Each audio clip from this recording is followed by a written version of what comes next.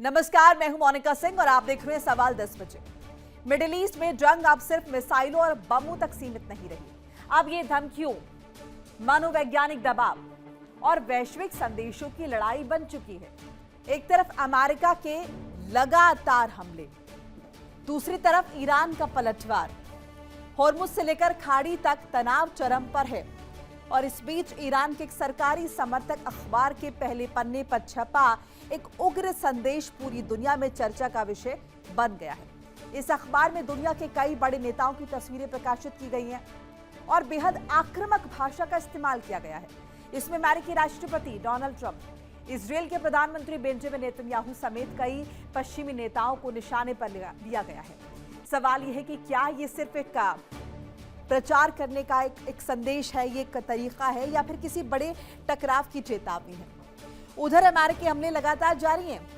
Iran के कई इलाकों में धमाकों की खबरें हैं, जबकि ईरान भी अमेरिकी सैन्य ठिकानों को निशाना बनाने का दावा कर रहा है। खाड़ी में बढ़ते तनाव का असर अब वैश्विक तेल बाजार पर भी दिखने लगा है और कच्चे तेल की कीमतों में फिर से तेजी लौट आई है। गाजा में भी इजरायली सैन्य कार्रवाई जारी है। सोशल मीडिया पर धमकी भरे और एआई से बनाए गए वीडियो वायरल हो रहे हैं, लेकिन इनमें से कई दावों की स्वतंत्र पुष्टि नहीं हुई है। आज सवाल 10 बजे में हम इन्हीं सवालों के जवाब तलाशेंगे। क्या धमकियों की ये जंग किसी बड़े सैन्य टकराव का संकेत है? क्या होर्मुज संकट दुनिया की अर्थव्यवस्था पर और बड़ा इंपैक्ट डाल सकता है? इस पर विस्तार से हम चर्चा करने वाले हैं और इससे पहले ये भी बताते चले कि किस तरीके से लगातार 5वें दिन ईरान पर हमला हुआ है। लगातार 5वें दिन ईरान पर अटैक अमेरिका द्वारा किया गया। ईरान के दक्षिणी प्रांत में कई शहरों पर भीषण धमाके, केशम द्वीप पर एक के बाद एक 5 बड़े धमाके जो है वो किए गए हैं। लगातार अमेरिका द्वारा ईरान को टारगेट पर लिया जा रहा है। 5वें दिन भी ईरान पर हमले लगातार जारी। ईरान के दक्षिणी प्रांत में कई शहरों में भीषण धमाकों की आवाजें, विस्फोट की आवाजें सुनी गई हैं। केशम द्वीप पर एक के बाद एक 5 बड़े धमाके जो हैं वो हुए हैं। तो 5 प्रांत हैं जिन पर बमबारी हुई है, जिसमें होर्मुज प्रांत है, मरकाजी प्रांत है जिस पर अटैक हुआ है, एबाज है, बुशहर है, खुजिस्तान है, बलूचिस्तान, सिस्तान प्रांत पर भी हमला हुआ है। लगातार ये एस्केलेशन जो है वो देखने को मिल रही है वेस्ट एशिया में, जहां पर अमेरिका ईरान पर अटैक कर रहा है, ईरान भी रिटालिएट कर रहा है और शुरुआत हुई है होर्मुज में। जिस तरीके से हमने देखा ईरान द्वारा जहाजों को निशाने पर लिया गया, ऐसे में अमेरिका ईरान पर भीषण हमले कर रहा है, लगातार अटैक्स कर रहा है। 5 प्रांतों में आज बमबारी हुई है। होर्मुज प्रांत है, मरकाजी प्रांत है जिस पर अटैक हुआ, अहवाज है, बुशहर है, खुजिस्तान प्रांत है, बलूचिस्तान, सिस्तान प्रांत है, जहां पर अमेरिका द्वारा अटैक किया गया है, हमला किया गया है। तो एक तरफ 60 दिनों की बातचीत चल रही है अमेरिका ईरान के बीच और दूसरी तरफ ये हमले भी लगातार हो रहे हैं, लगातार अटैक किया जा रहा है। अब ये कहा जा रहा है कि ईरान में 2 धड़े हैं, एक धड़ा वो है जो बातचीत का समर्थक है, एक धड़ा वो है जो बातचीत के पक्ष में नहीं है और इसीलिए वो इस तरह की हरकतों को लगातार अंजाम दे रहा है। इसी पर बातचीत के लिए मेरे साथ खास मेहमान जुड़ चुके हैं। मेरे साथ ग्रुप कैप्टन यूके देवनाथ जी, रिटायर्ड रक्षा विशेषज्ञ के तौर पर जुड़ रहे हैं। देवनाथ जी, स्वागत है आपका।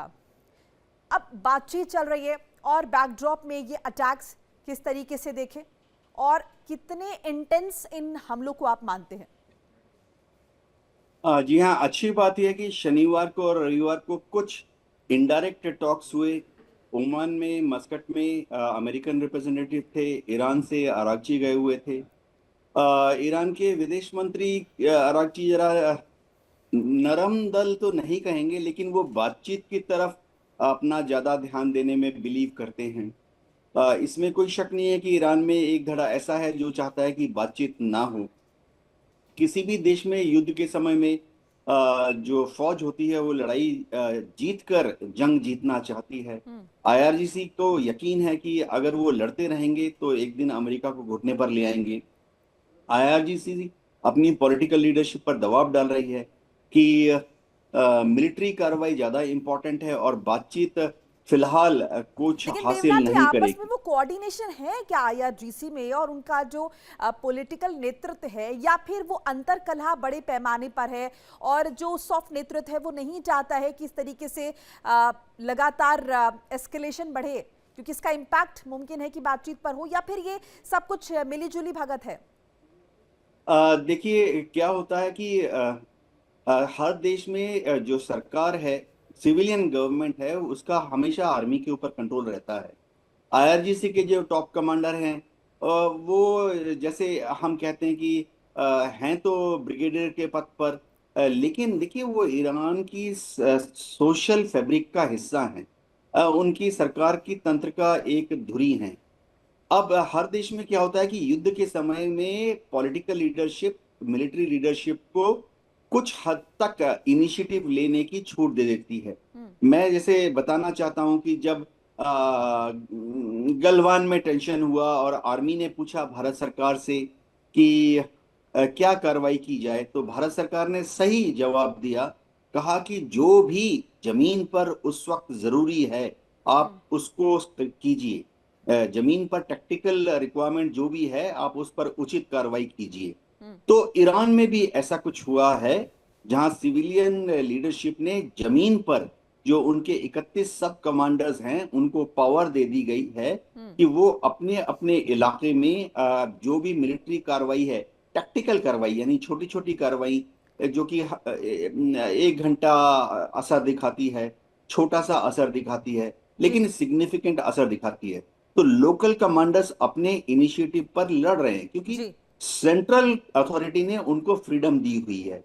तो पश्चिमी देवनाथ जी, मीडिया फिर ऐसे बातचीत बातचीत किस बात को लेकर हो रही है? एक तरफ अगर हम ये माने कि यहाँ पर फुल फ्लेजेड छूट है और आईआरजीसी अपने हिसाब से हैंडल कर ले, हॉर्मुज से जो जो जहाज गुजर रहे हैं, जो उनके बताए रूट को नहीं फॉलो कर रहे हैं, उन पर अटैक करे, तो फिर ये जो 60 दिनों की बातचीत है, यानी कि इसमें तो मसला है ही नहीं हॉर्मुज का। ईरान ने तो ये समझ लिया है कि भाई हम तो टोल वसूलेंगे और इस पर बातचीत का कोई स्कोप है ही नहीं। हाँ, देखिए किसी भी युद्ध में बातचीत लंबा चलता है। अगर हम देखें north Korea, south Korea, Korea war में बातचीत 3.5-4 साल चली, युद्ध भी चला। वियतनाम युद्ध 1965 से 1973 तक चला, लेकिन बातचीत चलती रही लगातार। अफगानिस्तान में आप देखिए, अमेरिका 2001 में अंदर गया, 2021 में अफगानिस्तान छोड़ के आया, लेकिन इस दौरान कतार में लगातार 10 साल 15 साल बात चलती रही। जी। आप भारत और चीन का देख लीजिए, जब गलवान में टेंशन हुई थी, लड़ाई भी नहीं हुई, हाँ। जस्ट एक झड़प हुई थी। उसके बाद हमारे बीच में 17 दौर बातचीत कोर कमांडर लेवल पर, और 21 दौर बातचीत विदेश मंत्रालय से विदेश मंत्रालय, चीन के विदेश मंत्रालय के साथ हुई। हाँ। तो किसी भी युद्ध में इस तरह की बातचीत का होना स्वाभाविक ठीक है। है। ऐसा ही होता है। अभी तो टाइम फ्रेम भी तय है, 2 महीना टाइम जी। फ्रेम तय है कि बातचीत अगस्त के अंतिम दौर तक चलती रहेगी। हाँ। जी। ठीक है, हमारे साथ दामोदर सिंह भी जुड़ चुके हैं, जो कि भू राजनीतिक विश्लेषक है। सिंह साहब, आपका भी स्वागत है। आपका क्या पॉइंट ऑफ व्यू है? एक तरफ ये अटैक्स लगातार हो रहे हैं, दूसरी तरफ बातचीत चल रही है। क्या ईरान ये समझ रहा है कि बातचीत के साथ अगर वो अग्रेसिव तरीका नहीं अख्तियार करेगा तो अमेरिका उसे कमतर आंकेगा, उसे हल्के मिलेगा, और ऐसे में बातचीत के टेबल पर उसका पक्ष जो है वो थोड़ा हल्का लगेगा? Good morning ma'am. जी, गुड मॉर्निंग। बट जो बात आपने कही है, इस बात में बिल्कुल आप बिल्कुल सही कह रहे हैं कि ईरान ऐसा सोच सकता है, लेकिन किसी भी लड़ाई में जो आर्म फोर्सेस का मकसद होता है वो ये होता है कि अपने शत्रु को इस हद तक नुकसान पहुंचाना कि वो नेगोशिएशन टेबल पे अपने मुल्क के लोगों के लीडरशिप के सामने बैठे और अपनी शर्तों पे हम समझौता कर सके। अमेरिका भी यहाँ पर वही चाहता है कि ईरान को इस हद तक बर्बाद किया जाए कि ईरान जब समझौता करने के लिए अब आए तो उसकी शर्तें कम से कम हों, और वो किसी भी तरह के इस तरह के जो हमले होमरूज में कर रहा है या वो जो शर्तें लगाने की कोशिश कर रहा है उनको लगाने की हालत में ना हो। सीधा सीधा मकसद सिर्फ यही है कि अपने शत्रु को इतना नुकसान पहुंचाओ कि जब वो समझौता करने की पहल भी वही करे, और समझौते की टेबल पर जब वो आए तो शर्तें हमारी हो ना कि उसकी। यहाँ पर पहला फेज जो इस लड़ाई का था, इस बातचीत को शुरू होने से पहले, उसमें ये देखा गया कि नुकसान अमेरिका का भी काफी हद तक हुआ, और जहां पर एक उतावलापन जो था ट्रंप की तरफ से दिख रहा था समझौता करने के लिए, वो सबको पता था। हाँ। उसके बाद जब आप नेगोशिएशन टेबल पे आते हैं, आप देखते हैं, फोटो ऑप करते हैं, बहुत सारी बातें होती, ट्विटर चल रहा होता। इस सब के बाद ये बात सारे जो डिफेंस एनालिसिस्ट थे, जियो स्ट्रेटेजिक स्पेशलिस्ट, वो कह रहे थे कि इस डील पे ट्रस्ट नहीं है किसी को, और साफ दिख रहा था ये डील सिर्फ कागजों पे कुछ सिग्नेचर है, एक फोटो ऑप, एक मुल्क को एक क्रेडिट लेना है, वो नाम पाकिस्तान है, सबको पता है, तो बस उसके अलावा इस डील से कोई भरोसा। जिस दिन डील चल रही है उसके ठीक दूसरे दिन ईरान एक कमर्शियल शिप पे अटैक करता है, उसके बाद फिर अमेरिका पलटवार करता है, और ये कहानी दूसरे दिन से शुरू हुई। तो उस डील का कोई फायदा नहीं हुआ। अब जाके अमेरिका को ये समझ में आ गया कि जब तक ईरान को हम पूरी तरह से घुटनों पे नहीं ला देते, जब तक ईरान की आईआरजीसी और जो लीडरशिप है, या उनको लॉजिस्टिकली इतना डिस्ट्रॉय किया जाता है कि वो समझौते की टेबल पे पुनः आए और आकर एक के और हमसे थ्योरी समझौता सर करें। जो सामने आ रही है वो ये भी कि ये जो लोग हैं, ये जो अटैक कर रहे हैं, ये जो हमले कर रहे हैं, ये वो लोग हैं जो बातचीत के पक्ष में ही नहीं है, और ये वो धड़ा है ईरान का जो कह रहा है कि अमेरिका से बात करनी ही नहीं है, हम अटैक करेंगे और अमेरिका को और पूरी दुनिया को ये दिखा देंगे कि ईरान ना किसी की बातों में आएगा, ना किसी के इन्फ्लुएंस में आएगा, और ना ही घुटने टिकेगा। तो कहीं ना कहीं यहाँ पर तो अगर स्थिति देखें देवनाथ जी, इससे तो ईरान को डील करना मुश्किल हो जाएगा, क्योंकि दो धड़े, हमने तो वो नारे भी सुने ईरान के राष्ट्रपति के खिलाफ, जब हमने देखा अयातुल्लाह अली खामने का फ्यूनरल निकल रहा था, वहां पर उनको गद्दार कहने के भी जो है नारे सुने थे हमने। देखिए इंडिया डेली 24/7 अब आपकी स्मार्ट टीवी पर।